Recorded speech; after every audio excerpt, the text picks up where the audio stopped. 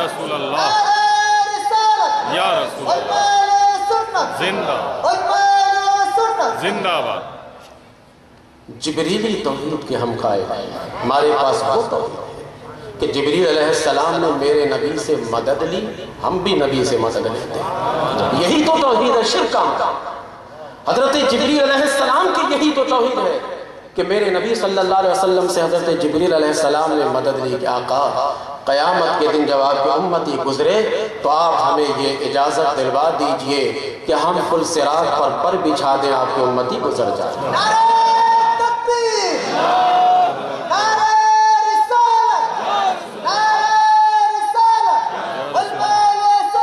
زندہ آباد۔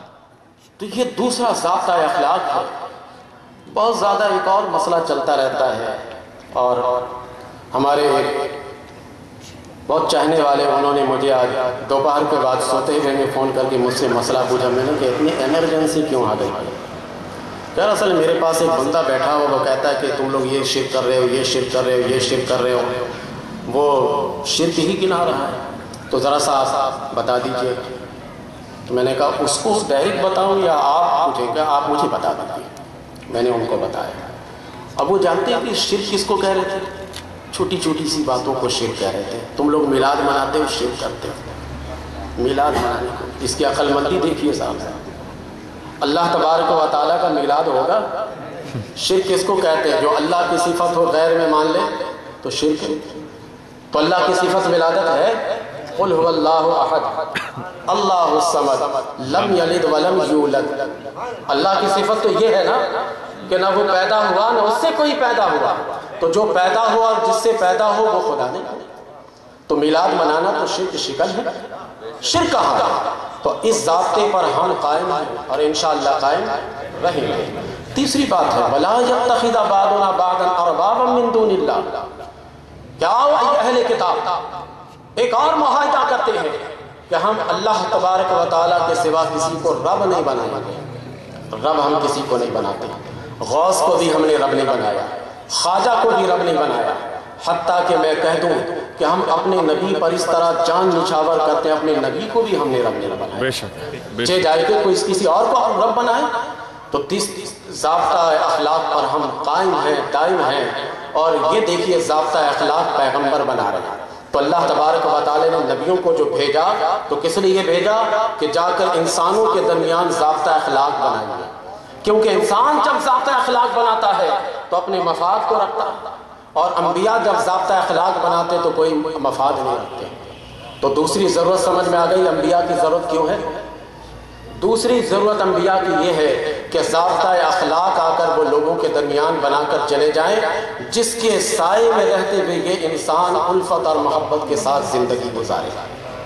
نبی کریم علیہ السلام نے یہ کر کے ہمیں بتا دیا، ضابطہ اخلاق بنا دیا۔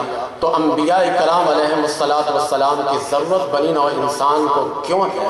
یہ دوسری وجہ ہے۔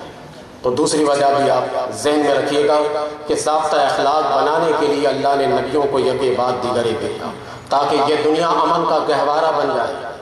اس دنیا میں لوگ باہم شیر و شکر ہو کر رہے، محبت و پیار سے رہے۔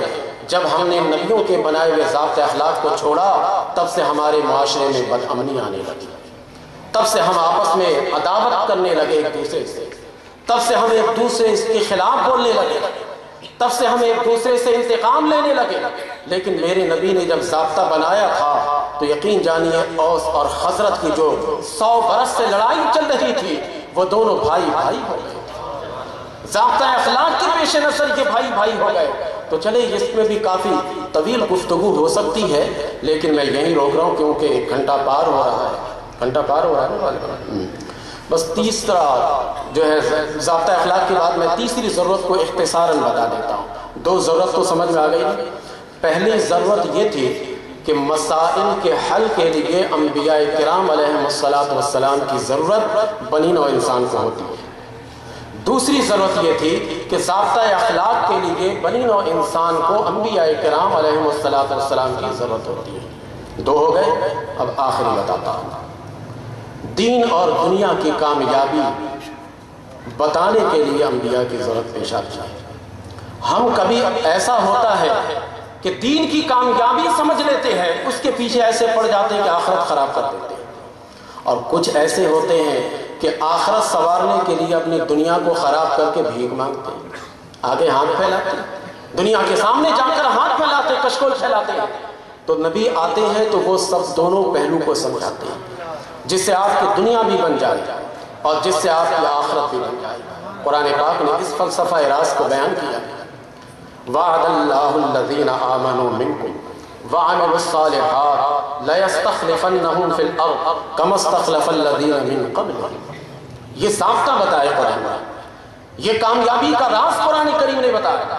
قرآن کریم نے کامیابی کا یہ راز بتایا کہ اے لوگوں، اللہ کا وعدہ ہے کہ اگر نبی کے بتانے پر تم ایمان لے آؤ، نیک عمل کرو گے تو تم ان کے بتانے پر ایمان لے آؤ، نیک عمل کرو تو اللہ تعالیٰ اس زمین کا تمہیں خلیفہ بنائے گا۔ لَيَسْتَخْلِفَنَّهُمْ فِي الْأَرْضِ، زمین میں تمہیں نائب بنائے گا، تمہیں زمین کی بادشاہت عطا فرما دے گا۔ یہ کب اللہ تعالیٰ عطا فرمائے گا؟ وعد اللہ الذین آمنوا منکم وعملوا الصالحات، جب ایمان لے آؤ گے اور نیک عمل کرو گے، انبیاء کے بتائے ہوئے اصول کے مطابق زندگی گزارو گے، تو زمین پر اللہ تبارک و تعالیٰ تمہیں خلافت دے گا، تمہیں سلطنت دے گا، تمہیں بادشاہت عطا کرے گا۔ اس روئے زمین پر اللہ تبارک و تعالیٰ تمہیں بہت کچھ عطا فرمائے گا جو تمہارے سمجھ اور فہم سے برابر ہے۔ یہ کامیابی ہے نا کہ دین میں بھی کامیابی، دنیا میں بھی کامیابی، دنیا میں عزت و وقار کے ساتھ چلے، سلطنت نہ ہو تب بھی عزت اور وقار کے ساتھ چلے۔ یہاں پر ایک بات میں بتاتا ہوں جو اہل تصور بیٹھے، بڑے پتے کی بات ہے، اور وہ میں نہیں کہتا کیونکہ مجھے تو پتے کی بات آتی نہیں، مخدوم اشرف جہانگیر سمنانی رحمۃ اللہ تعالیٰ علیہ کہتے ہیں، جو روحانیت کے بڑے اعلیٰ منزل پہ تھے، سلطنت کی بات چلی تو میں بتا رہا، ایک پتے کی بات بتاتا ہوں۔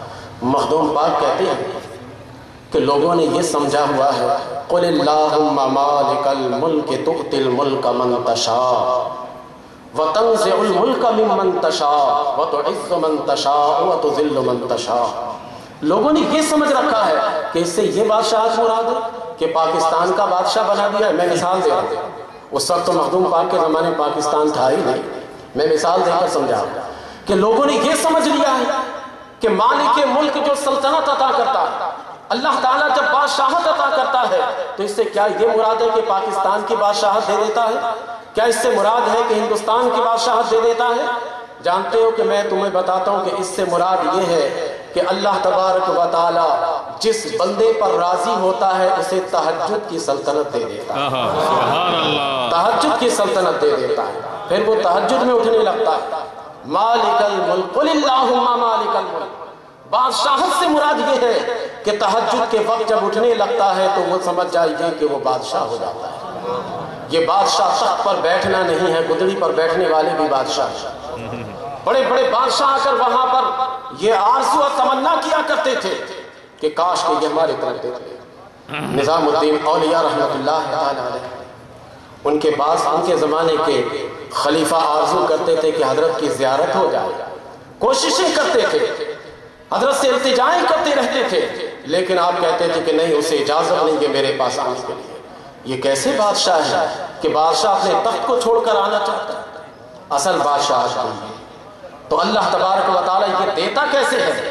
وعد اللہ الذین آمنوا منکم وعملوا الصالحات، تو اللہ تعالیٰ تہجد کی دولت بھی دیتا ہے اور ساتھ ساتھ زمین کی سلطنت بھی دیتا ہے۔ یہ دونوں کو شامل کر لیجئے۔ اور ماضی کے جو ہمارے حاکم ہوتے تھے وہ تہجد گزار ہوتے تھے، وہ ایسے بادشاہ ہوتے تھے کہ کبھی نماز کا وقت ہو جائے تو وہ خود امامت کرتے تھے، بادشاہ بھی ہوتے تھے، قرآن کی تلاوت بھی جانتے تھے اور قرآن کو حسن کے ساتھ پڑھتے تھے، تجوید کے ساتھ قرآن کو پڑھتے تھے۔ اب تو ایسا حال ہے صاحب کہ جب نماز کا وقت ہو جائے تو وہ نماز پڑھنے کے لائق بھی نہیں رہتا، پڑھانے کے لائق تو دور کی بات ہے، کہتا جسم پاک نہ گئی، وضو نہیں، پڑھنے کے لائق نہیں رہتا، تو کتنا فرق ہو گیا۔ پھر بھی ہم گلا کریں کہ ہم حضور کی امت ہو کر آج دنیا میں ذلت و رسوائی کا سامنا کریں، ہم یہ رسوا کریں۔ اپنے گریبان کو کبھی جھانک کر ہم نے دیکھا ہے کہ ہم کس مقام کی طرف جا رہے ہیں؟ میرے نبی کے بنائے ہوئے اصول، میرے نبی صلی اللہ علیہ وسلم کو جس ضرورت کے پیش نظر اللہ تعالیٰ نے بھیجا، اس ضرورت کو ہم چھوڑ رہے ہیں۔ پھر بھی امید رکھتے ہیں کہ ہم ویسے ہی ہو جائیں قرن اولا کے مسلمانوں کی طرح۔ آج تو ہمارے یہاں حاکم ایسا ملتا ہے کہ جو نماز کا وقت ہوتا ہے، اتنا سخت لفظ میں نہیں بولوں گا، اتنا سخت لفظ میں نہیں، آج تو نماز کا وقت جب ہو جاتا ہے تو نماز پڑھانے کے لائق تو کیا وہ پڑھنے کے لائق نہیں